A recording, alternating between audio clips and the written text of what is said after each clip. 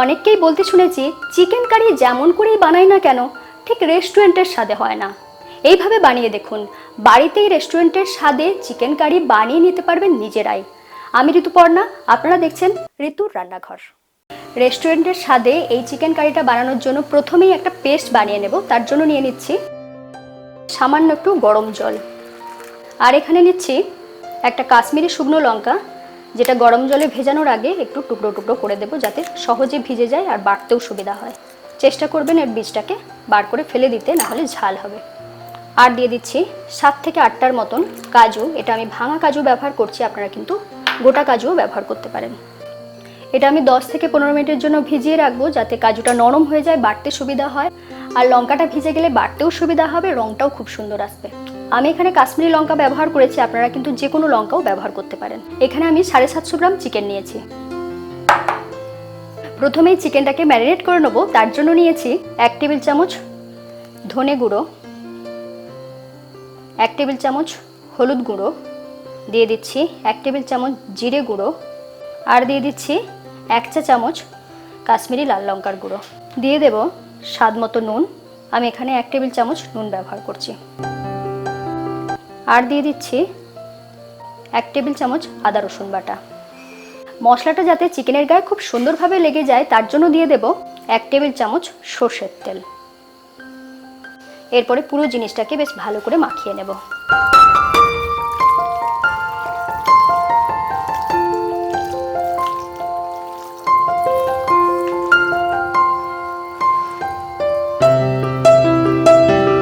পনেরো থেকে 20 মিনিটের জন্য এটাকে ম্যারিনেট করে রেখে দেব।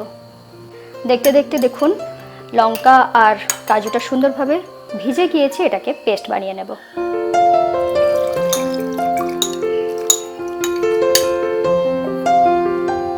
পেস্টটা একদম মোলায়েম করে বেটে নিয়েছি।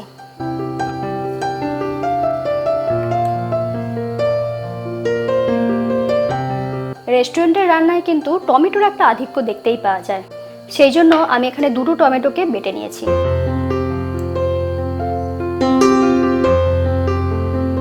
আর 2টো মিডিয়াম সাইজের পেঁয়াজকে একদম ছোট করে কুচি করে নিয়েছি। এবার রান্নাটা আমি শুরু করব। তার জন্য দিয়ে দিচ্ছি সর্ষের তেল। এখানে আমি 1/4 কাপ সর্ষের তেল নিয়েছি।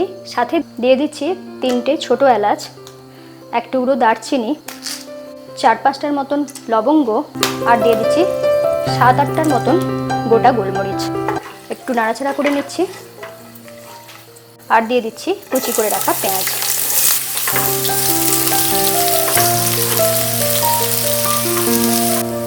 পেঁয়াজটা একদম যখন 60% মতন ভাজা হয়ে গিয়েছে, ঠিক সেই সময়ে একবার দেখিয়ে দিচ্ছি। দেখুন এই পর্যন্ত ভাজার পরে আমি দিয়ে দেবো ম্যারিনেট করে রাখা চিকেনটা।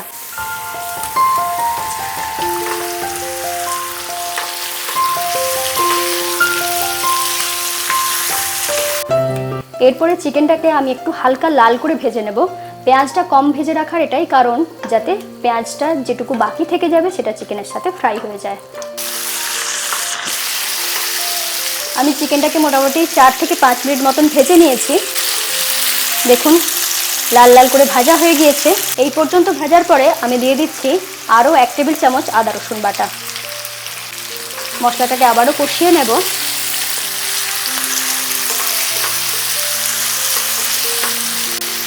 ঠিক এই সময় আমি দিয়ে দেব বেটে রাখা টমেটো। টমেটো দেওয়ার পরে বেশ ভালো করে কষিয়ে নিতে হবে যাতে টমেটোর কাঁচা গন্ধটা একেবারেই না থাকে। আমি 3 থেকে 4 মিনিট মতন এটাকে কষিয়ে নিয়েছি।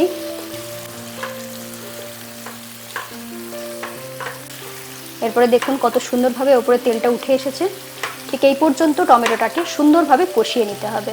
এরপর আমি দিয়ে দিচ্ছি কাজু আর কাশ্মীরি যে লঙ্কাটা আমি একসাথে বেটে রেখেছিলাম সেইটা।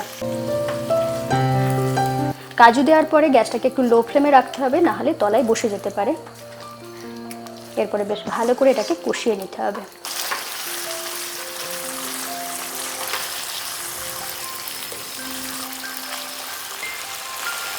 দেখিয়ে দিই, দেখুন তেলটা সুন্দরভাবে ওপরে উঠে এসেছে। এরপরে আমি দিয়ে দিচ্ছি মশলা ধোয়া জল। এক্ষেত্রে গ্রেভি খুব বেশি হবে না, একটু গায়ে মাখা মাখা হলেই এটা খেতে ভালো লাগবে। সেই জন্য আমি এখানে 1 কাপ মতন জল দিচ্ছি, আপনারা 1 থেকে 1.5 কাপ জল দিতে পারেন। এরপর দিয়ে দিচ্ছি স্বাদ মতো নুন। আমি ম্যারিনেশনের সময় 1 টেবিল চামচ নুন ব্যবহার করেছিলাম, আর এখানে দিয়ে দিলাম আরও 1 টেবিল চামচ নুন। এরপর এটাকে ঢাকা দিয়ে সিদ্ধ হতে দিতে হবে। আমি প্রায় 14 থেকে 15 মিনিট মতন চিকেনটাকে সিদ্ধ করে নিয়েছি। এরপর খুলে দেখাচ্ছি।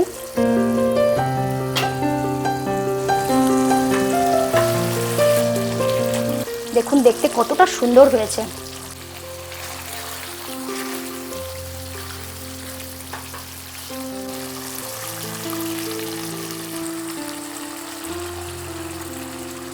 একদম শেষের দিকে আমি দিয়ে দিচ্ছি সামান্য একটু কসুরি মেথি, 1/2 চা চামচের মতন কসুরি মেথি দিয়েছি। দেখুন কতটা সুন্দর দেখতে হয়েছে।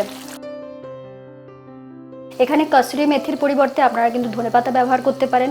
আর একটা জিনিস অবশ্যই খেয়াল রাখবেন, রেস্টুরেন্ট স্টাইল এই চিকেন কারির ক্ষেত্রে অবশ্যই কম জল দেবেন। বেশি জল দিলে কিন্তু এত সুন্দর দেখতেও হবে না, আর খেতেও একটু অন্যরকম লাগবে। এরপরে আমি ঢাকা দিয়ে এটাকে স্ট্যান্ডিং টাইমে রেখে গরম গরম সার্ভ করে দেব।